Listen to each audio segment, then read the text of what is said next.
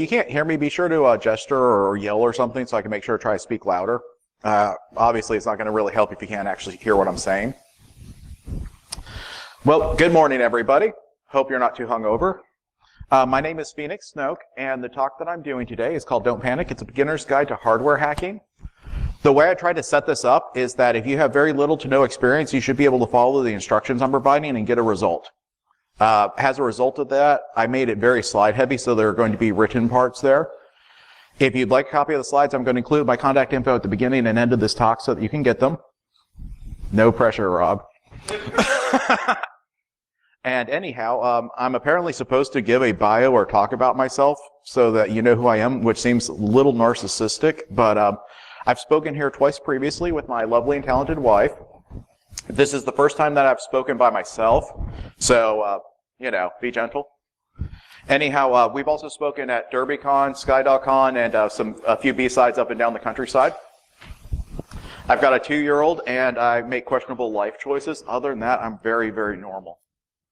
I'm going to include my email on here. I don't really do social media, so that's just the easiest way to get a hold of me. If you have any questions or comments, or like want a copy of the slides or anything, feel free to send them to me. Again, since I have a 2-year-old, I don't always have as much free time as I would like to think I do. But I do make a point of checking things, and if you know, I'll make a point of getting back to you. So here we go. Pop quiz. Based on stock photos, what is the appropriate way to hold a soldering iron safely? Yes, if this is any sort of indication, you should never take any sort of safety guidance based on stock photos. I was kind of surprised I couldn't find one of somebody picking their nose with one. But yeah, their safety stuff is apparently not a consideration in fake photography. That is what it is. There's my contact information. It's phoenix@insecuredevices.com. And so about how this talk is organized. First part's going to be why you should think this is interesting. I'm going to spoiler it so you don't leave the room. Hardware vulnerabilities are really, really cool. The other thing about it is that there aren't a lot of ways to really mitigate against them in the first place. However, if a device goes out with hardware vulnerabilities, that vulnerability will be there for the lifetime of the device. They aren't going to send a technician to your house with a pair of scissors to cut off a UART port or something like that. It's there. Additionally, we're going to talk about UART, which is going to be a majority of this talk since it's geared towards the beginner level. We're going to talk about JTAG. I'm going to try to briefly touch upon SPI and I2C if we have time. Both of them are really outside the scope of this. SPI is really, really cool, but it's not really anything I would consider a basic or beginner level techniques. And I2C really doesn't have a lot of InfoSec specific uses, although it's really cool too, but it's more like if you're trying to make your own devices to do things. And I do have a video demonstration of actually breaching a device that I'm going to show here. I apologize in advance. I had to do it into two parts because I'm not very good about editing videos, which is not what I'm talking about, so I hope that's all right. So here's UART. This device was a baby monitor that we used for IoT testing years ago. The reason I included it is because it's a nice, large, beautiful picture and because the helpful factory in China silk screened the port, which made it very easy to locate. Additionally, there are some visual indicators to tell me kind of which pin is which. I've got a better picture that I'm going to use in a little bit there, but we're going to just tell you what they are and how we mess with this. First thing about UART is it's not a protocol, so people will confuse it as one. A lot of people will call them either RS-232s or RS-422s. 232s are your old serial ports that I'm sure you're all familiar with. They're not really wrong per se, but they're not really right either. A UART is simply a physical circuit. It's only there to get information from point A to point B. There can be it, but like in terms of the people calling them that, it would be like calling any sort of copper cabling a Comcast modem. There is a copper wire component of it. However, that is not the device in and of itself. There's going to be 3 to 6 pins. Usually, we're going to only need 3. The rest of it we can ignore. Now, on these, security is not any sort of consideration, and this is the part where we're all supposed to act surprised. But if you look at any sort of industry writings about this, about securing them, they'll actually be talking about securing it so that they make sure the signal goes from point A to point B. So you actually, if you look at any industry stuff about securing it, they're talking about changing baud rates or turning parity on or off. There's nothing about actually securing the signal. It's just from getting it where it's supposed to go. The other thing about this that I would really like to emphasize is that when you locate the power or VCC, pretend it is a dangerous snake, and you know how we'll say that you should be, it's as afraid of you as you are of it. No, you should be more afraid of this. I don't want you to break anything or, shock yourself and send me hate mail. So the part we care about is how do we break it? What we're going to want to do is we're going to want to connect these pins to a device that has a USB to TTL cable. There are a variety of flavors of these. I would recommend against getting a PL2303. The company itself, please don't sue me. They seem like they do a fine enough job, but there are a lot of counterfeit versions of this device on the market. And so you could buy one and it just wouldn't work out of the box. For something that you're just starting out on, you wouldn't necessarily know the tool wasn't working. Additionally, in order to try to make this accessible, I was trying to come up with the lowest cost way to do everything. And telling you to buy something that doesn't work really kind of goes against that purpose. The one I would recommend is some flavor of FTDI. That's the name of the company. It's Future Technologies something. But they have a series of these. They're 23 blanks. There's going to have like a R, a Q, and S. They have a 6-wire and 4-wire versions. The 6-wire versions can do a few more things if you start getting into Arduinos. The price of them are about the same as the 4-wire version, so I would just recommend getting that since you can do more things with the tool and it's about the same price. Additionally, there's going to be a dip switch on them. A lot of them will have a dip switch setting to change it from 3.3 or 5 volts. You're going to make sure you have it on the correct voltage. A lot of logic is almost always going to be on 3.3. You can, in theory, build your own with an Arduino. Most Arduinos are set at 5 volts, though, so you might have to do some sort of level shifting. Anyway, a lot of this is trivial. If you have access to an oscilloscope or a logic probe, you really don't need to do any of this. However, if you can read an oscilloscope already, you probably already know everything I'm going to say in this talk because you know how to do hardware work. Additionally, you're just going to use a multimeter. That's what I use to detect probes on these. If you're going to do JTAG enumeration, obviously it gets a little more advanced, but we're just messing with UARTs right now. Can you all hear me okay? I feel like I'm... All right, awesome. Now, there are visual indicators that you can use to help narrow down where you're looking. Grounds will sometimes show if you shine a bright light under them. I'll show you in the next picture, but there'll usually be a pad that'll basically be a cross on it. You can look for like a large chunk of solder or a metal pad that they'll actually have under it. Additionally, the traces, the lines that go out from the ports, the wide ones are going to be your power. The thinner ones are usually going to be your transmit and receive.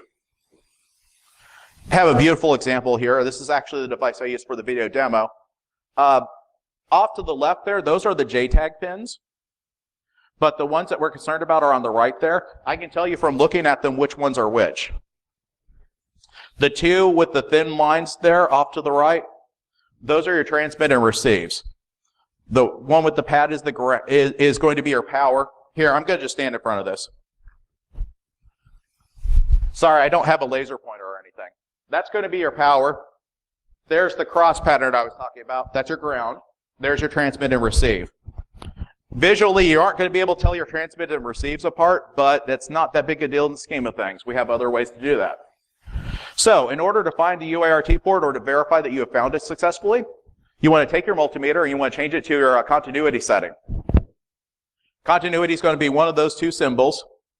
What will happen is when you successfully make continuity, the device will beep. If you want to know what I'm talking about, you can take the probes and touch them together. It's the same thing. This does not work if the device is powered on at all. So what you're going to want to do, it doesn't matter what order you use the probes on, you're going to touch the ground and then touch it to another grounded point. If there's an antenna on the device, they usually attach a ground to that, but there's going to be like a large piece of solder usually or a pad of some sort. Again, when you hear the beep, you've won. Now, in terms of the power, when you start the device up and probe the pin, it's going to go to 3, 5 volts, whatever the power setting is, and it's going to stay there. Once you've identified it, again, remember the white traces if you're looking for it. But once you've identified it, just ignore it. We don't need it for anything we're going to do, and it is one of the few things that can damage your equipment. So that's why I'm trying to, stress that this is something we just don't want to mess with. So for finding the transmit, during the boot sequence is the easiest way to do that. What you'll do is you'll probe the pin. It should start around the same level as the device itself, but it'll drop off a little bit, and it'll remain very active. It's going to go up and down a lot. You can look for the thin traces to try to narrow down where you're looking. For the receive, in a lot of cases, we can just simply say, that's the one that, we've narrowed it, we've found all the others, that's the one that's left over, congratulations. Again, you can look for that thin trace if you're trying to visually, narrow down where to search for. Usually, though, it'll start at about the same voltage as the device itself, but then it'll drop dramatically. There are exceptions to this. If you have a device like a router or something like that that is constantly trying to receive, it is going to be very, very hard to tell your receive and your transmit apart because they're both very active and they're both high level. The good thing, though, is that you can guess. You can hook it up to your USB to TTL. You can run everything. You'll usually get a result. It'll be a bunch of garbage. It's going to be just random ASCII characters. You can swap it out at that point, then it works correctly. But it's not going to harm anything. If you plug them in backwards, it's not going to harm anything. The one thing we really want to remember is that, your transmit on your device is your talk, your receive is your listening. You have a transmit and receive on your computer that you're attaching this to. You want to make sure to reverse the lines. You don't want to attach talk to talk and listen to listen. They won't be able to communicate correctly. Now, there are some other UART pens. There's a CTS DTR. They don't factor into anything that we're going to do, so we don't really care about them. Additionally, they're going to, depending on how sensitive your multimeter is, they're going to probably read fairly close to 0 most of the time anyway. So, I mean, they'll stand out as being weird simply because there'll be a lack of activity on them and they won't set off any sort of continuity. But in general, most of the things I find are either going to have 3 or 4 pins. 3 will be the bare minimum, since obviously we need a transmit, a receive, and a ground. But sometimes the power one's there too. So when you want to use a terminal program, I use Minicom all the time because that's just what I'm used to working with. You can use Screen or other ones. It doesn't really matter.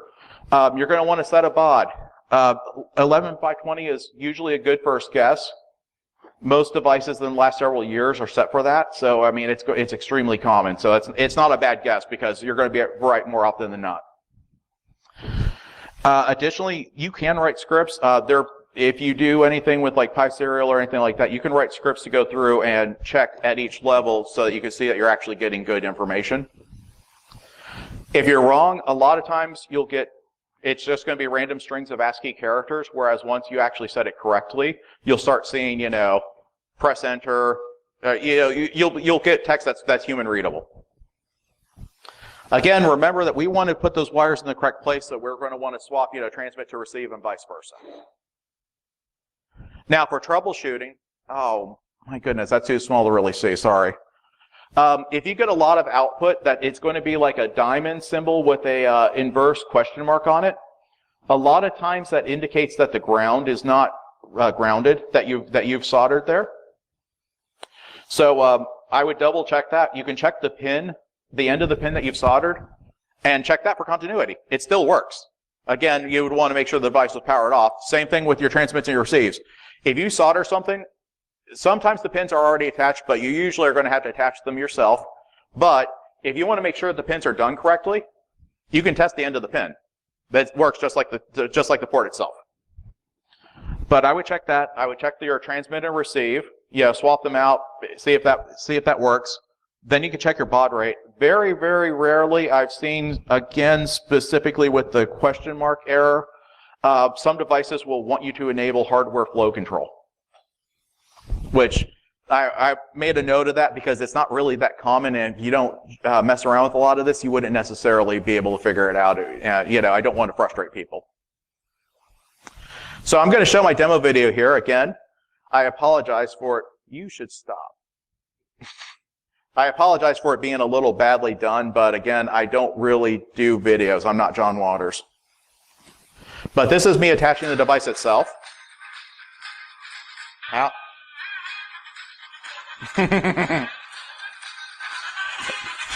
I went ahead and I actually attached the pins because I filmed it, and it just ended up being about 2 minutes of the back of my hand. I figured nobody wanted to see that. So there's our pins that we've set. I'm testing them with the multimeter. You'll hear it beep here in a second.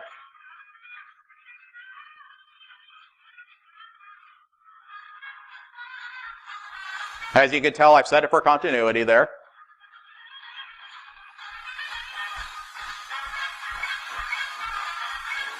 I'm checking the other ones for continuity just for the sake of completeness on this. Spoiler alert, they don't beep because they're not the ground. Anyhow, I'm then going to plug in the device and show how I'm trying to find the transmit and receive. The problem with this, it's a router, so it's constantly trying to receive information, so I did end up having to guess for the transmit and receive on it. I happened to guess right on this. I was just going off the one that went lowest. But yes, you check the ground to the active cables when the device is powered. I had no idea that wouldn't actually stop there. Sorry, guys. See? 3.1. The device itself runs at 3.3, so. But you got your boot sequence where it's going up and down from where it's transmitting information. And that's how we verified that you've done that correctly. You can just put pins on there. I usually like to run wires to it because it just makes it easier. Now, the other video I have of this, it's a screen from inside Cali. This is on the other end. Once I did that, I attached those wires to a USB to TTL cable. And this is how, the terminal will work on the other end. Because I think you'll find this really interesting. Oh. That's as... Oh, fudge. That's, I think, about as big as I can make it. If you really want to see this, I can send you a copy of it. Just shoot me an email. But basically, this is me going into Minicom, then plugging the device in so that it powers up. At this point, it's going to start going through the boot sequence. We have human-readable information here. Or it would be human-readable if it was large enough for you to actually see it. I'm sorry. But we're going to let it do its thing here. Sometimes you want to interrupt them, but for the first time, I would just let it run all the way through. You might be pleasantly surprised what you end up getting. You'll also get information. Sometimes it'll tell you information about, like in the case of routers, sometimes you'll actually get network information based on the boot up sequence. Hit enter to continue. Okay, I hit enter. BusyBox, which is BusyBox is a Linux package for, you'll see it a lot in IoT and embedded devices. But if you look at that, I do echo user, I'm root. I got shell on the device. I didn't do any didn't do any software hacking whatsoever. I just went through the hardware. I now have complete control on the device. Overall, the process took me, including the soldering, about 10 minutes. That's with soldering and opening up the case and taking it apart. So you can see why this is a really good thing to know how to do. The other thing I want to say about this is if you want to get a device just for the purposes of messing with it, I would go for a router. There's a very large community of people that do custom firmwares on routers. So you can find a lot of hardware information because of that. The thing is, a lot of them are doing over-the-air updates, but there are occasionally people that do JTAG stuff with them. And so depending on what it is, if you're wanting to get into JTAGs, you can look up their forums of these, and they'll actually tell you where all the pin assignments are and everything. You don't have to actually do any work other than confirming that what random people on the internet's telling you is correct. I mean, I wouldn't just assume it, oh, that doesn't say power. On the internet, everybody's telling the truth. Now, about the rest of this here, we're going to go and touch upon JTAG here.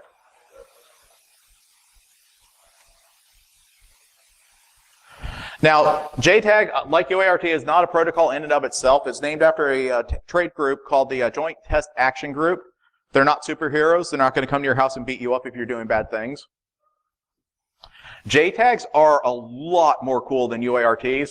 However, they are a lot more work, and you can't just use a multimeter to find the appropriate ports. You're going to have to actually use a device to do it.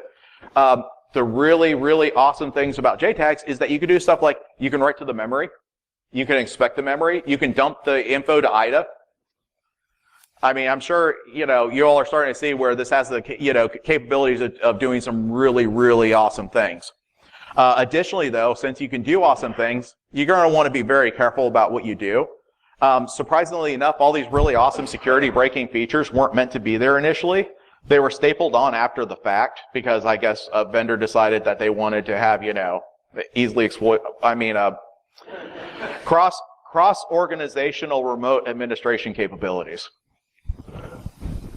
But you can, if you're going to want to do something like dumping firmware or modifying firmware, JTAG or SPIs are usually the way you're going to want to go on that. So, how do we break it? This, unfortunately, is a bit more complex than UART stuff. I would recommend, though, if you want to start out with UARTs. Again, like if you follow those instructions, you should be able to get a result. Depending on the device, you can get shell and, you've won. So on this, though, you're going to want an FTDI or a dongle programmer or jumper wires to a Raspberry Pi. Bus Pirates would be what I would recommend. If somebody said, hey, I don't know what I need to get, I would say a Bus Pirate. Bus Pirates do communications with a lot of devices. They'll also do SPI and I2C if you start messing with that. There are expensive tools that will do things like dump firmware significantly faster, like Shikaras, and some other specialized hardware. They start getting a lot more expensive, though. Bus Pirates are usually around like $35. Now, if the chips are not running at 3.3, you might have to do some level, some level shifting there. The really, really awesome thing is if they have both connectors, like the picture I showed you, you can connect to both at the same time. And so, if you're doing something, this is really useful because a lot of devices, if you're doing really weird JTAG stuff, you can set the devices to, you'll make the device reset. If you have a UART plugged in, you can watch the monitor and see what's going on while you're doing the work in real time. So you can see if you're tripping resets on the device or anything like that. Additionally, since you can set breakpoints, you can, see what you're doing. You get instant feedback. It's awesome. In terms of identifying which JTAG pin is which, there are card-like devices. They're basically, they look very similar to like some of your Raspberry Pi type stuff. But there's a JTAG GNOME, which we'll go through an Arduino, and then a JTAGulator. Again, if you're using an Arduino to connect to this stuff, you want to make sure that it's the same level as the device, since a lot of Arduinos are 5 and a lot of your logical circuits are 3.3. Honestly, though, the easiest way is, in a lot of cases, you can find documentation if you look around that will tell you what the ports are. Unfortunately, since JTAG is not a standard, sometimes there'll be 12 ports, sometimes there'll be 20. It's really random, and it's just different vendors do different things. Different vendors do different things based on the devices. I was going to do JTAG enumeration on that modem for this, just in case we had enough time, but the JTAG on that they actually managed to mitigate hardware attacks on the JTAG. They did that by not including any of the chips to make the JTAG work, which is a really weird design choice based on that manufacturer. I'm not really sure why they put a port there in the first place. It's a dead port. What it should connect to is not on the board. If you surface mount the appropriate chips on there, though, it works.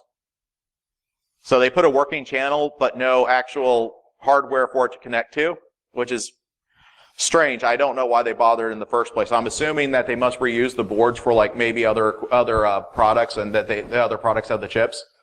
Because it just seems weird, since it would cost more to put a channel on there, and the channels, it's not connected to anywhere. It's bizarre.